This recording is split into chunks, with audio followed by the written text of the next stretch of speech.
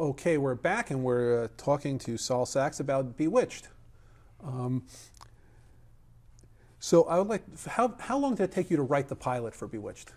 3 weeks, which is about, well, it's a little longer than when you're writing an episode, because I was creating characters and all that. It was about 3 weeks I did it on that. And then I was through. I was not going to do any more episodes. You have to do it to know what it's like. After a while, when a show is successful, and I admit that there were times when a show I was on went off the air when I was relieved, because I no longer had to take the same character in the same kind of situation. You know, you could do new characters. In writing the pilot, do you remember any specific pitfalls that you had, or things that you were really happy with in writing it? Things you came up with that you surprised yourself with? Well, it was easy to write. Maybe because I didn't have pressure, but it was easy because it was fun. It was different. The fact that it was a witch, I was writing for a witch, was different. Of course, I give the cast, Elizabeth Montgomery was fine. She did a lot for it. It was almost accidental. She did it. But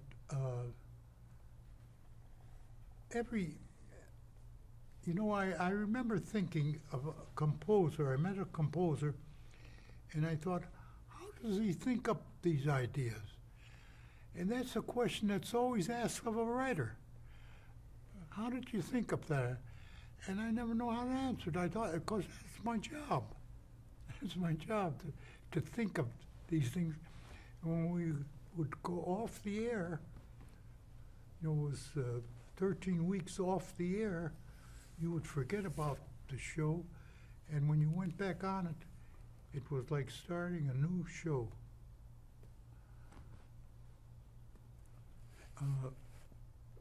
But I think the thing I've been ranting about doing episodes was that the creative part was taken out of it, almost. Ozzy became a good editor of his scripts. He was not a writer, never wrote a line in his life, but he knew what worked when he saw it. So did Carell and Gosden, but Amos and Andy. They were fine scripts on TV. They were not writers, and they were in charge of that script, of every line. But they knew what worked for them. And comedy is built, I believe, on hostility. If you say comedy without hostility, a clown is the only thing you can think of. He's got that happy face. But otherwise, if you examine it, you find out it's always hostile, and that's where the fun comes in, the making fun of somebody. I've got a sister who's so fat that. I got, a brother-in-law who's so dumb that. You are giving them characters. And writing, the saying that there are only, what do they say, there are 7 ideas. I've heard it, maybe 5 ideas. I don't believe that. I believe every one is different. Somebody writes the same script as I told you that we all wrote the same script, the same plot. We're all different scripts because the differences in there are what we take, and the hostility, the conflict again. Maybe the right word is conflict, which you hate to use. I understand drama is the Greek word for conflict. I could be wrong on that. But what appeals to you, what is funny to you, is funny, and that's the only thing you go by. Anybody who tries anything else who writes either below or above him fails. It's you. And if I write a thing where a husband has a mistress, and I write jokes about, I never had a mistress, but I would imagine myself. We used to do shows, comedy writers were usually teams on television. So you speak in the character's tone of voice. Now remember, if you were speaking in Miss Duffy's tone of voice, after a while your voice got tired because you would speak it and try to give it the same thing. But truthfulness, honesty, I have found that if somebody doesn't know the language well, they become more interesting because they are not building it up with phrases and all that. So they're saying, my husband, he was bad. He hit me. He beat me. All the time. Oh my gosh, he's saying what a writer would take 4 pages to say because she doesn't have the words. We've overcompensated with words. It's not the age of communication. I don't know if I can pronounce the word obfuscation, I think, of hiding. Instead of, there's a saying, I think it's only in the Midwest, that is, what do you know for sure? You know, somebody says, how are things going? What do you know for sure? For sure. That means subtly, I don't want any gossip, I don't want any theories, I don't want any, what really happened. What really happened. And the children's stories are based on reality. I don't want to get into this thing because I don't know too much about it, but what we call the reality shows now are less real than the shows we did because we were living like people live, practically with differences, with polish. And the reality shows, they show now, reality in quotes that we show now are made up things. They're things that I've only seen 1 or 2, but they make a situation. Well, that isn't reality. That's the opposite of reality. So be true to thyself, and then it must always be, then it will be true to everybody. So would you say that, you know, one of the things that makes Bewitched work is the fact that, you know, it's a husband and wife who have cultural differences and a mother-in-law which everyone can relate to, and the witchcraft is just... Oh yeah, well, when you say bewitched, that goes for all of them. There was nothing different except it happened to be a new thing for television. And the mother-in-law, these were new people for television, a new attitude. And who hasn't thought of, now that you bring it up, I remember thinking, in Bewitched, in the pilot I wrote, where she's left after a party with the dirty dishes on the kitchen and it's a mess before she goes to bed. And he invited her up to bed, insinuating there will be sex. And she looked around and she makes it, then it was a snap of the finger. She makes that snap of the finger and everything gets clear. How many women have thought that? And men. I wish I could just do magic and it would be done. I hate to get dressed in the morning.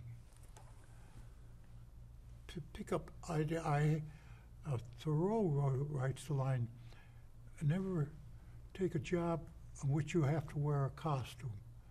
And the shirt and tie is a costume today. And to get up in the morning, wear, like my son-in-law did, he has to get dressed. It's what kind of tie and everything he wears becomes a problem. So the fine writing,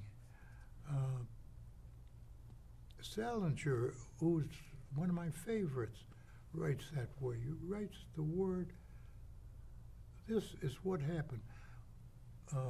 F. Scott Fitzgerald also is very admirable. So when you say bewitched, it was the same thing, except I'd happened upon a thing that hadn't been done before.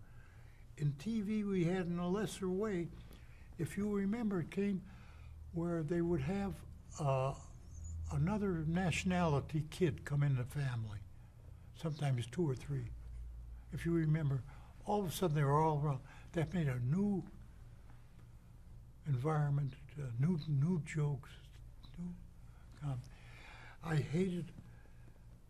I didn't like TV comedy for that reason, that a man and woman did not work together, did not argue, really argue. You remember the cliche? It's always the end where he has screwed up everything about the pipe under the sink and flooded the whole thing and into a whole big disaster. And then finally, they call him a plumber, gets the fish, and the wife looks up at him in the Nancy Reagan look and says, "Oh, you're so smart." That's what the thing to a man is, "You're so smart." And we knew she was a smart one. Lying. Well, I get on a theory that really isn't to do with television. Lying offers no advantages, except if you're a bank robber. If you're a bank robber and they say, "Did you rob the bank?" you say no when you really did. But if you're not a bank robber, there are very little reasons for you to lie, and lying makes your life tougher. I have one problem. I consider myself a relatively honest man, and I tell the truth. One place I cannot beat it. It's when you're invited somewhere that you don't want to go. "Oh, I'm busy that day." So the truth is, I don't want to go. But you say, "Oh, I'm busy. I was stuck. I remember I'm stuck once." "Oh, now I'm adding to it. I'm ready." "Oh, you hit the day. My mother's coming in that day, just that day, and we have it all set." And the other person said, "Oh no, I have it wrong. It's the following week," and I was stuck. But tell the truth.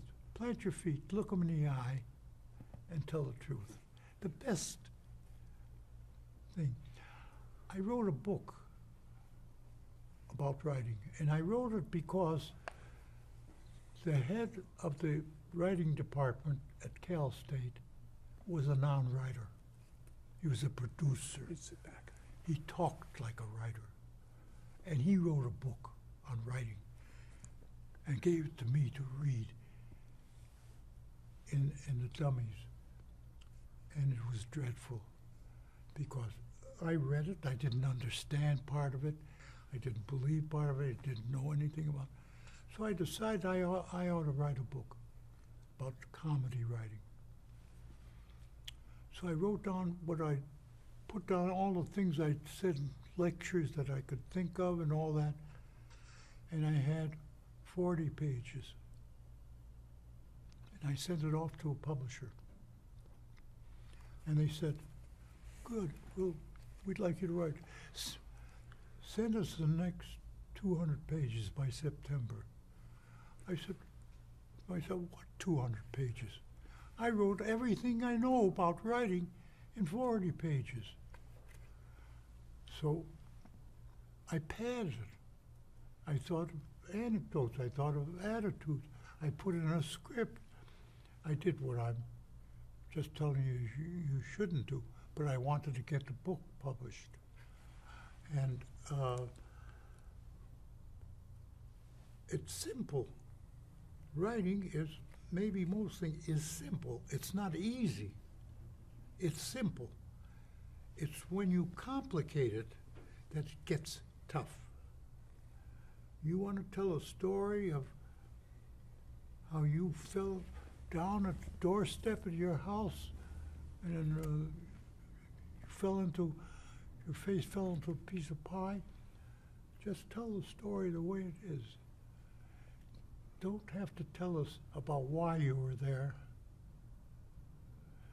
Don't even as Salinger and F. Scott Fitzgerald. It's funny, I'm naming names that aren't in television or movies. They did a movie of Salinger's, and they're always flops because they don't know what was good in it. So when I was teaching, it's simple. I'm telling you something that you would like to know, that is interesting, that is interesting to you.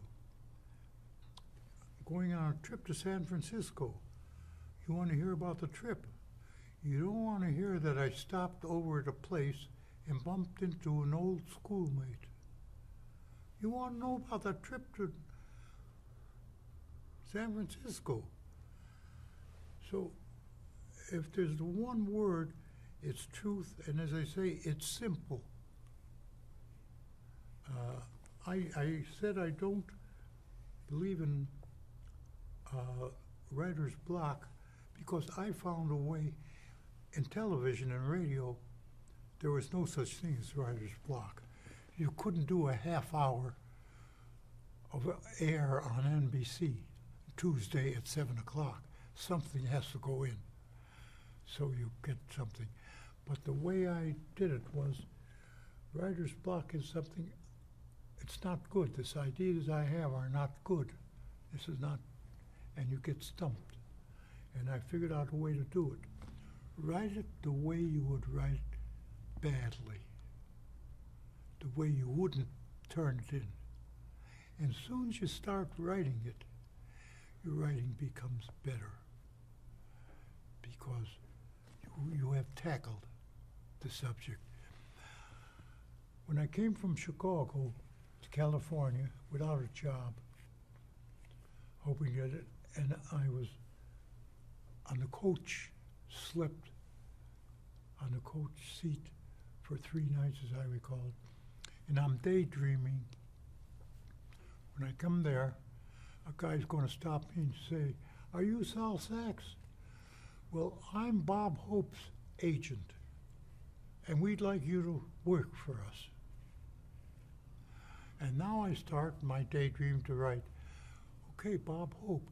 Bob Hope walks into a hotel to book a room. And then what? And I'm sitting there. It's Bob Hope in my mind. He's got to say something funny. What has he got to say funny? I would like a room. And I thought, I better get off this train at the next stop and go back to Chicago. And then it occurred to me, well, no. Bob Hope goes to the room and he says, well, we have only one room left, and that you have to share with a kangaroo. As soon as you put in something, or there are 6 chorus girls dressed in it, you put in an objection, a problem. You threw it, and that comedy goes. There is no room. That's the comedy. If there's a room, you've got no comedy. And you have, if there is a room and you have the money, don't try to write comedy about it. You either got to be broke or there's no room, or you're Episcopalian and it's a Jewish hotel or something. So I get back to what I was talking about before, is the conflict. As I said, I had two buddies of myself. They were the funny ones. I was the audience. They were both funny. And I would laugh at them. I became a writer. They looked at me, how did you become a... Why can't we do this? Sal was never funny. You look at something and you think of what is amusing about it, or what could be amusing about it. And that's what I wrote about. I wrote about what would entertain me, what would amuse me. The very first writing, as a writer, I think of was in grade school, the 8th grade. She had an auditory paper that you spoke. And Frankie Borowski, who was overweight, and it was taken that anybody overweight is genetically unfunny. He was the humor. I gave him a joke I heard on TV, not on TV, on vaudeville stage. And I remember the joke. It was, I used classmates' names. Carl Shapiro came to Nancy's house, and he called up. He said, "Nancy, I'm here." She called back, "I'm upstairs taking a shower." He said, "Well, slip on something and come down." So she slipped on a bar of soap and came down. That was a joke, and it got a good laugh. And I'm on the side, outskirts, while Frankie's getting all the plaudits. The teacher kept him in for recess and says, "Don't ever do that again. Don't do any off-color jokes." So he came out to the schoolyard and found me and punched me out. So I found my first truth, the first thing about writing. When it works, you're anonymous. When it doesn't work, you're fired. So then the first script, I'm on a first script, first funny script, because I told you I was trying to be a dramatic writer. I turned it into a producer, and he said, "It's good, but it needs pumping up." Excuse me. So I went to a friend of mine who had 3 weeks more seniority as a writer than I did. And I said, "What does pumping up mean?" He said, "It means he wants to make it funnier." I said, "Did he think I could have made it funnier and didn't?" He said, "Well, it needs more jokes." So I bought a book on jokes and toast and took 2 jokes out of them and put them in that and sold the script.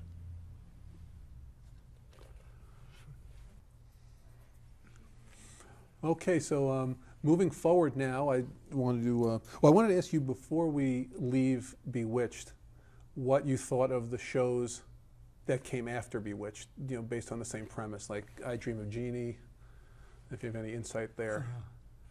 Well, they called me up after it was a success and described the show. They wanted another pilot, and they described the show, and it was her daughter, Elizabeth Montgomery's daughter, was a witch, and she went to New York. And I said to him, well, you're doing Bewitched all over again. You know, just another generation of the Bewitched. I don't want to do it. I didn't, and they did a show like that that didn't last. But they discovered, which I had accidentally discovered, was that the out of this world stuff, as they say, goes way back to the Greeks, where a statue would come to life, Pygmalion, all those. That's what was different about the whole thing, and it was fun writing.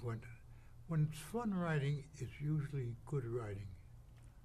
That's when the writing is usually good and easy. It was easy, and it was easy the way they did it. I remember when I turned in the script, I said, just don't use magic too much.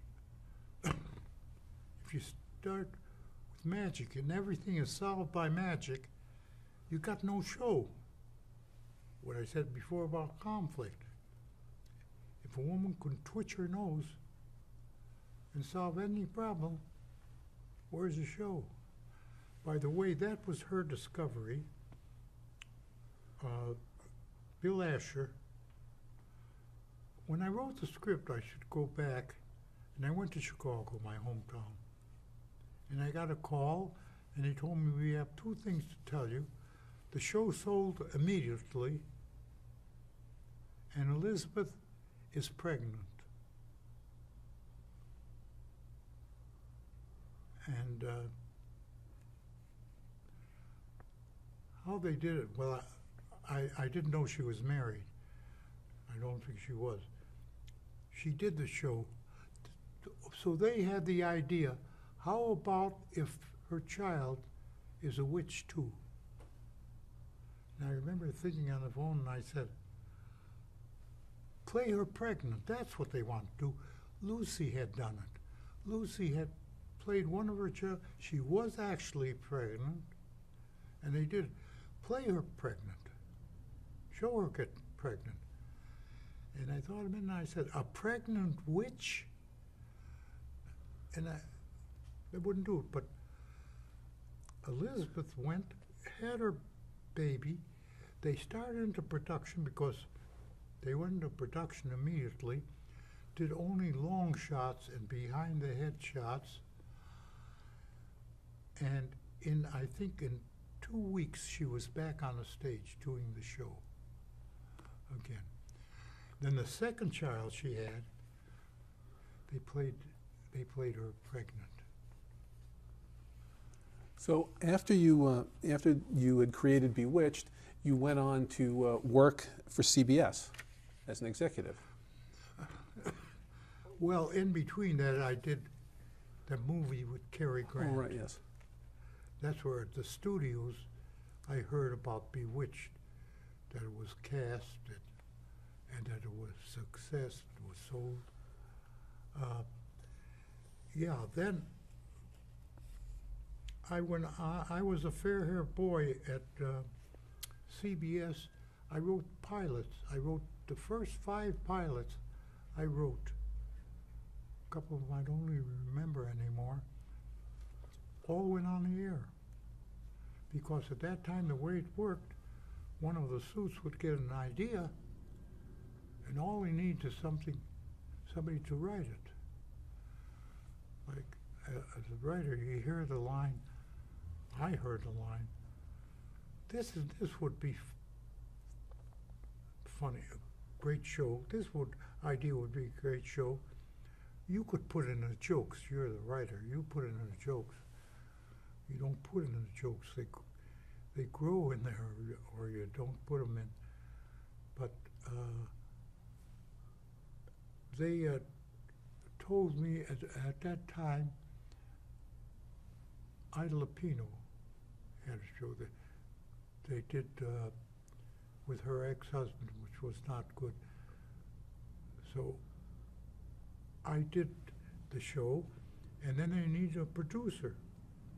It was just Ida Lupino, Howard Duff, and myself. So Ida, who was great, she was wonderful. She said, they named a guy named Freddie DeCordova. And she said, well, look, you've got to pass him by Sal. That was unusual before. So Freddie DeCordova, this is before his Johnny Carson days, calling me up, and I never went into town for a meeting. I wouldn't shave, you know, I wouldn't dress. And I said, well, when I go into town, we'll have lunch. He wanted to have lunch. Finally, he says, I'll come up to the valley. And he did. And he said to me, you had 3 scripts. I'd written 3 scripts.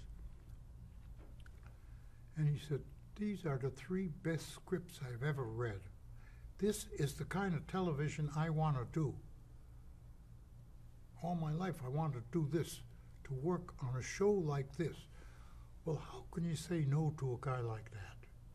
So I said, sure. He said, Freddie's fine. The first day of shooting, we shot at the Desilu studio. He calls me up to see my office. We go there, and there first brings me into a big, beautiful office with wood-paneled, old English etchings, an antique desk. That's his office. The second office, not as big, still has a carpet on the floor, no English etchings. That's the associate producer's office. Then they come into a room which is about the size of an efficiency kitchen in a condo. That's my office. It's got a desk with carved initials in it and 2 chairs and a typewriter. And I'm standing looking at this, and Freddie DeCordova comes to the door, and he said, Sal, I reread your 3 scripts. 2 of them we can't use, but the 3rd one, I think I know how we can fix. That was my... So he went to, he got in this. So I said, we're using those 3 scripts. I'm not going to write 3 other scripts. He got in his car, went to CBS. The word, I'm the producer, but I'm the producer, I heard a lot. I can screw up this whole script because I'm the producer. And he told them he's having trouble with him. They said to him, let him alone. Because they knew Ida was on my side, not because of me. They knew Ida was on my side. They said, just let him alone. Freddie DeCordova, to the day he died, I think hated me. Because the word, but I'm the producer. And the producer's job is to screw up the script, which he didn't say. And so, how does that relate back to your job at CBS when you were? Then I was actually executive producer. That was new for me. I wasn't responsible for any one script. I was one of the suits. And my gosh, it was wonderful. It wasn't like the writer was before, where the day has gone by and you screwed up the whole day and sharpened your pencil like Larry Gelbart says until it's got a surgical point.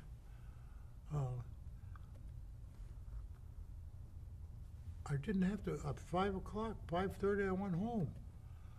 I didn't have to stay till Hunt Stromberg went home like everybody else did. Because again, I didn't care. And I had 2 small kids. So I was executive producer of all comedy shows for CBS, including Gilligan's Island, My Favorite Doll. There were a lot of them. What can you tell us about your involvement with Gilligan's Island? Well, Sherwood is a friend of mine, and I don't know if he would mind my telling the story. I don't know if he's aware of this to this day. You blast him. You have the meetings where all the suits are there, and the little writer, I think of him as a little writer, is sitting there, and they're all telling him what's wrong with the thing. And they were giving it to Sherwood. Sherwood's producer quit, the guy he was partners with. Sherwood was going to produce Gilligan's Island out here in the valley. And they were close to production time, and he didn't have 1 foot of film.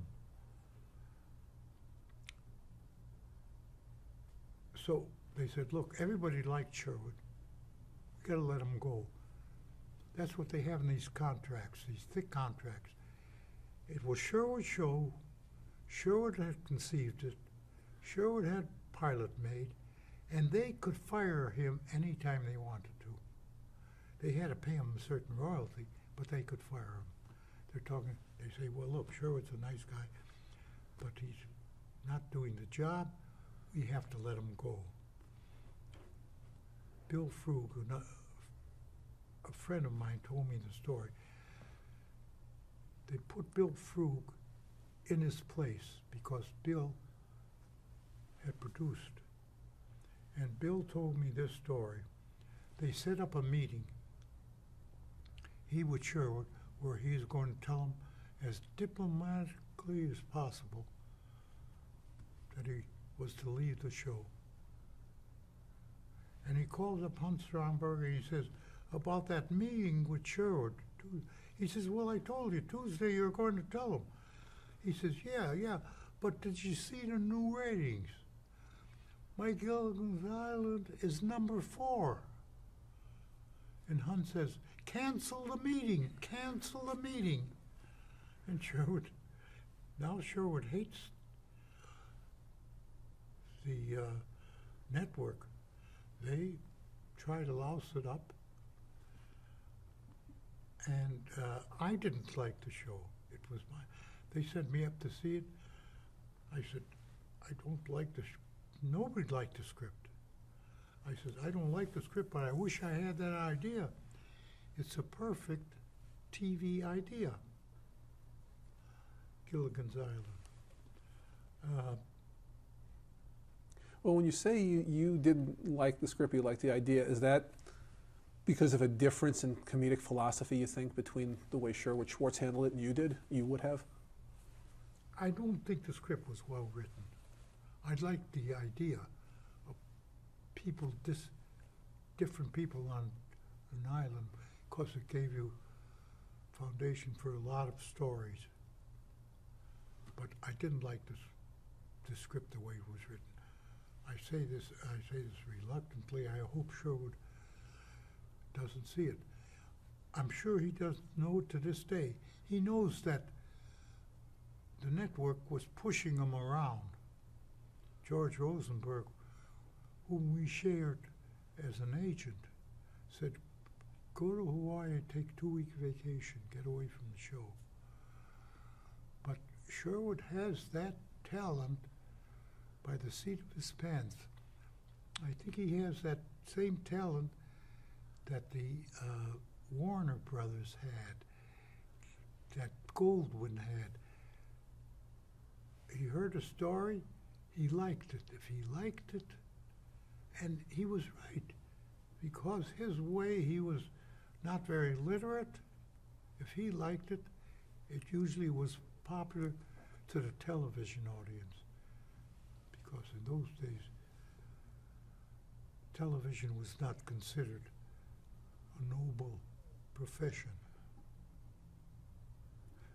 So would you say your style is obviously more character-driven versus joke-driven? I hate to say it this way, and when I'm telling you stories, as I've told before reluctantly, where I look like the hero, I am not saying was the best writer. I'm the most responsible. I'm trying to write for myself, and they can be sure, which is very important, they've been sure they're going to get a shootable script on the day. So that was my thing. When Sherwood was writing what I would call Louis B. Mayer type story that appeals to both. And Sherwood was right. I was wrong because it was a success. Except I did say, I wish I had that idea. I thought it was the best idea for television. Bewitched wasn't the best. It was just the newest one for television. What were your other responsibilities at CBS at that time? Just overseeing the other shows. I was the guy in charge. Bob Sweeney, who had been an actor, he was a friend of mine. He had a show, Baileys of Balboa. That show I was responsible for. And I found, curiously, other writers resented me being in that job. They didn't resent the suit, the guy with the necktie who talked, because he was supposed to do it. But I was a writer like they were. They had seen me suffer, gone through. So there was resentment. So I remember Bob Sweeney. I call him up and I say, Bob, this script has problems. And Bob says to me, he was a friend of, not Hunt Stromberg, the top man, I forget his name now, at CBS. He doesn't know that these guys would fire their mother. You know, he thought that put him in. So Bob Sweeney says to me, well, listen, I'm pretty busy. I can't come up there. You know, I'm supposedly his superior, but I didn't care. And I had a chance to get out of the office. So I said, I'll come down there. He says, well, do you mind if I have my head writer there? No, you have. So I went down to Arthur Julian and Bob Sweeney, and I've got the script. And one thing I did with everything, I think it was unappreciated, even by the writers. I would never just say this is wrong. I would tell them why it was wrong and tell them how to do it right. Always, before I found fault, I would figure out how to fix this. And I am trying to explain to them. And they're being a little sarcastic. Oh, they're saying things like, oh, you mean you wanted to be more jokey? And so I says, no, don't. And finally one of them says, well, do you want just a jokey show? Is that what you want? They're prodding me, really. And at this point I said, no, I have made myself clear, I said to him. Let me make myself as clear as I can. The script stinks. And he went like that. Why? The third act doesn't work at all. They said, well, couldn't we? And in a minute they're fixing it and all that. And I came home and I said to my wife, I know how to be an executive producer. You tell them the script stinks. You tell them they need you. I says, but I don't want to be I don't want to do that. That way it's always easier to find out. When I started in writing, for even comedy writing or radio or anything, I wanted to write what people would like to hear, stories that people would like to hear. And I remember a friend of mine saying, well, what have you got to say? I said, about what? I said, about the world. Do you want to be a writer? I said, no, I have nothing that I've got to tell the world. He says, then you can't be a writer. Well, that's not true. were clowns. I have said, man, I haven't said this. Somebody said, man has an insatiable appetite for entertainment. And this part I have said. This means those of us going from the hooker to Beethoven are in that business of satisfying them. And I said, I don't know which one the writer is closest to, but I know the best and worst of us are sometimes close to one or the other. We're the storytellers. We're the descendants of the man who sat by the fireside and told stories. That's what we are. That's what we're doing. Even the documentaries. The man there and the others sit around and he knows stories. That's why he's got the job. He goes from camp to camp because he's got good stories to tell. And he's a storyteller. When your kids they want stories. They want to hear stories. They want you to read stories, make up stories. My daughter had a thing every night. I had to read a story, make up a story, and tell her a story about when I was a little boy. And we come down to it, that's what we are, and there's nothing wrong about it, any more than there's anything wrong about a chef who cooks, as long as he's a good chef. You know, we cater to this desire for entertainment. Man goes home from his job. Might want to watch a basketball game, as I'm going to do tonight. You know, you may want to go out with friends. You may want to listen to music, go to the opera. He wants to be entertained.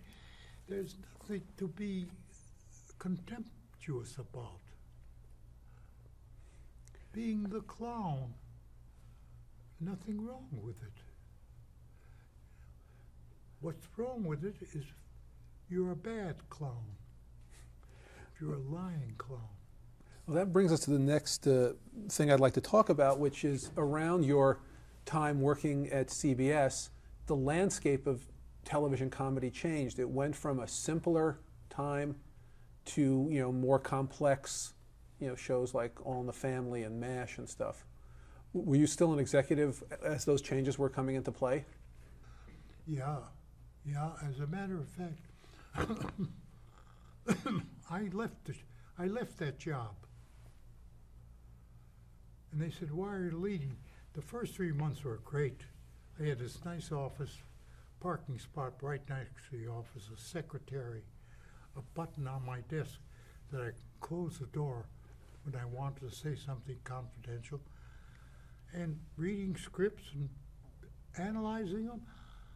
It was great. And at the end of the day, no guilt that I didn't have any pages. But it lasted, as I knew, for about 3 to 6 months. Then it got to be a bore. At the end of the year, I said, I don't want the job anymore. They said, why not? They wanted me. I said, I don't want to come to an office every day. I don't want to come to an office. Actually, the thing was, I'm a writer. I feel like a writer. I'm not a good producer. I'm a fair director, but I'm a good writer. And that's what I like to do best. So I left. So they said, look, supposing you stay home. And so they would send me scripts of things they wanted to make pilots of. And I would write my analysis of it. They never took one of my advice. There was never one thing that I said was great that they did, and never one thing that they said was lousy, that I said was lousy, that they didn't do. They took them. wife said, you know, you're stealing the money. I'm sitting home once or twice a week. A messenger would come with a script. I'd spend a half a day on it, and that was my job. And I said, watch, they'll pick me up for next year. Because again, they don't know what do they say to the sponsor. When I left the Ida Lupino show, and as I said, I got along with them. I was just tired of writing the same episodes all the time. After I was doing the Ida Lupino show, then I stopped thinking of premises, not thinking of premises every day. I'd come home, my wife was distraught. The dog had puppies, and the dog was sick, and she had to go to the vet with the puppies, and we had people for dinner that night, and she's telling the story to a snobby aunt of mine. And the snobby aunt says to her, dear, you should relax. Now, we've all been in that position, and there's always some jerk who says, you should relax. Of course you should relax, but you can't. So she's telling me this story, and boy, she's distraught. And I said, hey, that's a great premise. That's what a writer is. That's where a writer gets it from. So I'd like to just go back and you know, still touch on the CBS thing as you know, did some interesting scripts pass your desk that they were messaging to your house at this point? Because this is around the time when television really started to change, and I'm just curious what you saw and observed at that time. I applied myself as executive producer. I knew my value was as a writer. So I would take over the writing, reading scripts, reading certainly. I took it over by myself whenever they did. I would find, and I imagine it might be true today, that like 3/4 of the scripts were written by men who didn't know the craft. In other words, there were carpenters who couldn't handle a hammer. 3/4 of them. Woody Allen says, just show up for work.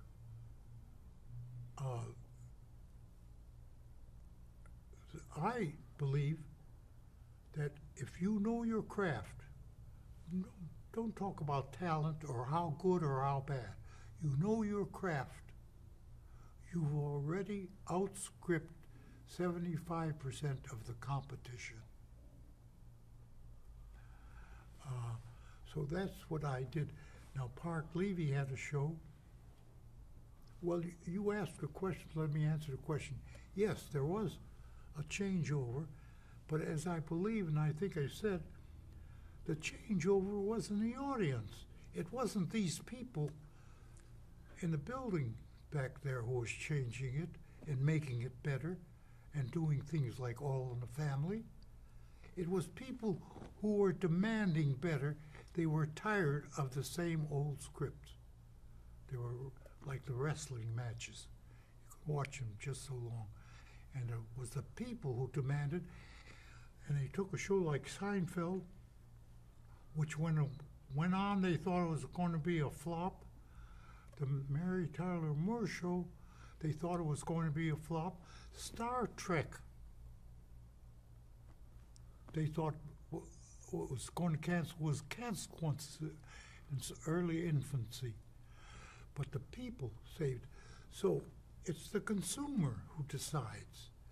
And when you see a certain line of goods in a store that's better, you don't say, oh, this guy is better. It's the people who buy it who know that this may cost a little more, but it's better. They have better taste.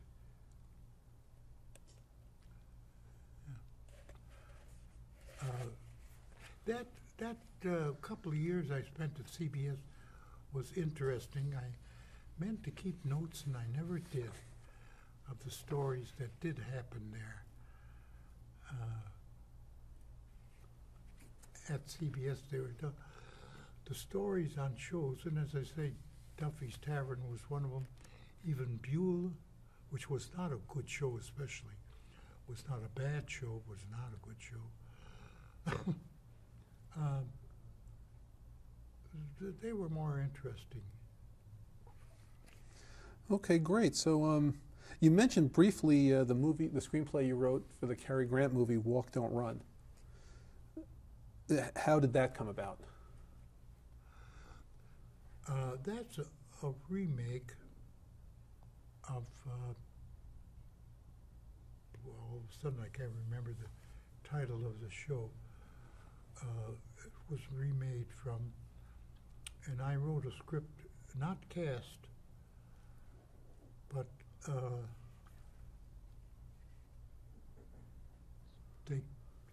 it was a great experience for me. First, I met with Spencer Tracy. There's three characters in it, an older man and a young juvenile couple in love. Excuse me. They showed it to Spencer Tracy. I met with Spencer Tracy and Katharine Hepburn at the producer, Sal Siegel's home. Katharine Hepburn and Spencer Tracy. And we got along fine. We got along great. And when a couple of things stood out in my mind from that day, that's years ago. The first thing is, Spencer Tracy gets me in a corner. He says, "Why did you want me for this part?" I never mentioned his name. They just said the writer wrote it for you. That was one part. Another part, he gets me aside and he looks and sees where Katharine is. And he says, "My wife liked the script too." If you know Cary Grant's thing, Spencer Tracy's thing, he had a wife who he left, but he was living with Katharine Hepburn. And I thought, he's bringing scripts to his wife. And then he asked me another question, I think it was that, and I remember my answer was right. I forget the question, but my answer was, "I'd like to be as good a writer as you are an actor," which is true. Okay, let's stop right here and we'll pick this up on the next tape.